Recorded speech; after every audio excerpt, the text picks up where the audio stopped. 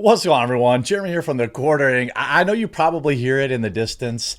Maybe you're inside at work right now, or if you're driving, to work or something. Maybe just roll down your window just a little bit, and then listen in the distance because you probably hear something that sounds a little bit like something like that. Do you hear it out there? Well, the Supreme Court has just granted President Trump and really all presidents immunity in terms of when they're acting in an official duty. We're going to explain how this breaks down. However, essentially the TLDR, the short version of it is this basically ends the last hope the corrupt left had of prosecuting Trump, in particular in terms of his actions, after the last election, after the 2020 election. Essentially, when a president is acting in their official capacity, they are granted nearly complete immunity, essentially, when they're acting in their official capacity. What is their official capacity? Well, is where the rub lies, which we're going to talk about. But as far as I understand the ruling, everything that Trump did, asking for, recounts and all this kind of stuff, that would fall underneath that. Also in a crushing level defeat. I was just consuming a little bit of the MSNBC coverage because it was just so amazing. They're just so desperately grasping at straws. But even so, one of the deranged individuals said, "Yeah, but at least the public can still hear about how Orange Man bad during this sham trial, this mini trial." Actually, they can't. As far as I understand it, anything that they have that touches on the conduct or personal private records of Donald Trump while being president may not be admitted as evidence. Absolute immunity in all official acts, which means all of his government, probing of, what happened in 2020, all this kind of stuff is immune. I mean, essentially meaning, if you're not following it, Trump had several lawfare investigations against him. The one in New York about property values that he lost, that's currently appealing, that as far as I know is not a federal offense. He's not going to prison for that. It's just about a fine. Then there's, of course, the hush money trial, which he also lost, but he will appeal. Neither of these, I don't think, will be affected by the immunity case, but their primary outcome is simply money that Trump has plenty of, okay, the penalty. Then we had Fulton County, or we had the charges that old Fannie Willis wanted to bring, and then Jack Smith wanted to bring on, essentially his reaction to the previous election, and it appears that they will not be able to. This was the final straw, their last gasp. They're out of opportunities now to derail him outside of other crazy ideas. Now, in the actual ruling, there are some caveats, okay? So the Supreme Court has sided with President Trump, ruling that presidents cannot be held criminally liable for official actions of the government. Let's use a different president for an example for people who, let me use, everyone's so kind of familiar with the Trump case, but let's talk about Barack Obama, for example, right?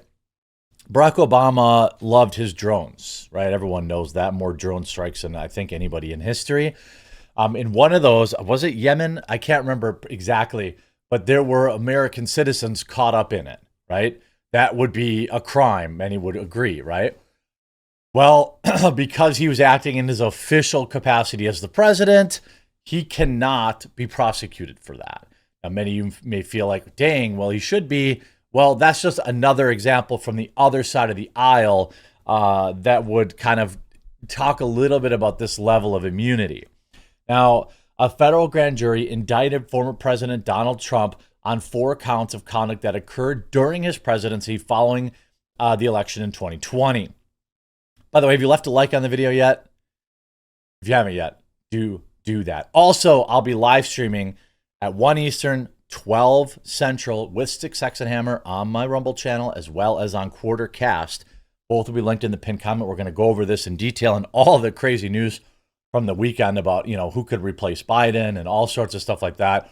I saw in the latest polls, in the latest, betting odds say, Kamala Harris is up there, and now Hillary Clinton's in there, Michelle Obama's in there. It's getting so crazy. I happen to believe that there is a next to zero chance that Joe Biden will step aside willingly.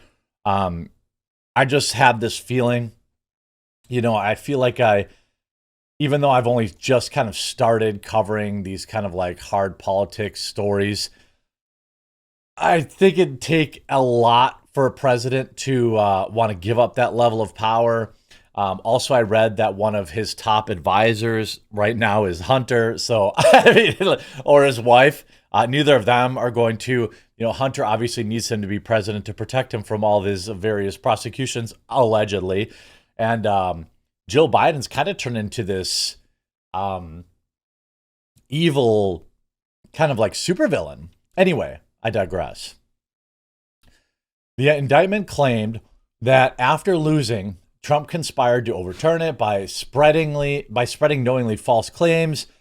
Trump moved to dismiss the indictment based on presidential immunity, arguing that president has absolute immunity from criminal prosecution for actions performed within the outer perimeter of his official responsibilities, and that the indictment's allegations fell within the core of his official duties. The district court denied Trump's motion to dismiss, holding that the former president does not possess federal criminal immunity for any acts. Corrupt court, by the way. The D.C. Circuit Court affirmed. Both the district court and D.C. Circuit Court declined to decide whether the indicted conduct was actually an official act. Held. Under our constitutional structure of separated powers, the nature of the president's power entitles the former president to absolute immunity from criminal prosecution for actions within his conclusive and pre-conclusive constitutional authority. And he is entitled to at least presumptive immunity from prosecution on all official acts. There is no immunity for unofficial acts. So let's say, he was out, I don't know, something that didn't have to do with doing his job. There's lots of examples of him, let's say he was dealing or something under the table to get a little extra cash. I don't know, but you get what I'm saying. This case is the first criminal prosecution in our nation's history of a former president for actions taken during his presidency. Determining whether and under what circumstances such a prosecution may proceed requires careful assessment of the scope of presidential power under the Constitution. The nature of that power requires a former president to have some immunity from criminal prosecution for official acts during his tenure in office. Well, ultimately, the reason for that is like every Republican president that comes in after every Democrat president will try to put the other one in prison. It would be like this never-ending cycle of trying to try to use lawfare, which is what they're using, against Trump right now.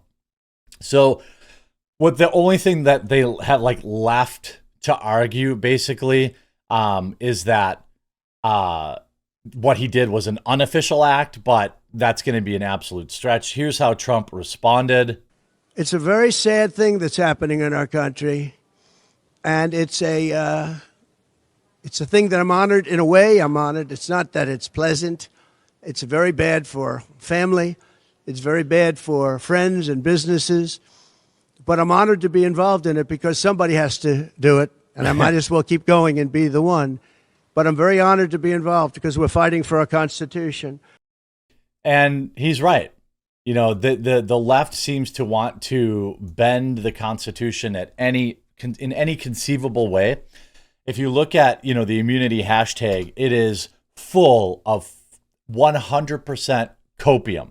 A lot of the people, obviously, I follow tweeting the same thing. President Trump granted immunity by SCOTUS. Joe Biden enjoying his absolute immunity after officially declaring, this is the left saying, oh, well, you could be, this is, again, what's wild is the left is saying, oh, well, Trump got to have immunity while he was conducting presidential activities. Well, let's have Joe Biden do something heinous, which is obviously an incredible cope. You see here, SCOTUS has ruled that president has absolute immunity. F. Jack Smith, breaking into 6-3 vote. They ruled Donald Trump did nothing wrong. Here you have not the B, breaking Supreme Court Rule 6-3. The presidents have absolute immunity for official acts within constitutional authority, which will mean that Jack Smith, if he wants to pursue this, will have to rewrite the entire thing. It's going to have to come at this from a completely different angle. And by then, the election will be over. You see this, due to the Supreme Court ruling granting Trump immunity from criminal prosecution for official acts while in office, the J6 criminal case in Washington, D.C. against Trump was just crushed. The criminal case in Georgia against Trump will also likely be dismissed. I mean, everything they had, other than getting a little bit of money out of him, which is, not an untrue statement. They did use the system, bend the law, in my opinion, to get money out of President Trump. You see here, Ron Coleman, friend of the channel, lawyer. The last paragraphs of the official syllabus from SCOTUS immunity decision. The case that poses the question of lasting significance is, when may a former president be prosecuted for official acts during his presidency? In answering that question, unlike the political branches and the public at large, the court cannot afford to fixate exclusively or even primarily on present exigencies. They're basically saying, look, we got to look at the big picture, not what they're trying to do to Trump, what's going on right now. The president enjoys no immunity for unofficial acts. And not everything the president does is official. The president is not above the law. But under the system, our system of separated powers, the president may not be prosecuted for exercising his core constitutional powers, and he is entitled to at least presumptive immunity. You see this, they send the J6 stuff back to lower courts. I can't see this as anything but an absolute win, other than copium and cesium. Saying, well, he doesn't have complete immunity. And I think that really nobody should have complete immunity. Huge win for Trump. He has absolute immunity from criminal prosecution for all acts as president. Yeah, I would say the meltdown is on, boys and girls. It's going to be a fun run-up to the November election. If you haven't yet, subscribe or follow down below. Stay tuned. I'm sure it's about to get very wild. I hope you enjoyed. We'll talk to you again real soon. Hopefully see you live, 1 o'clock Eastern.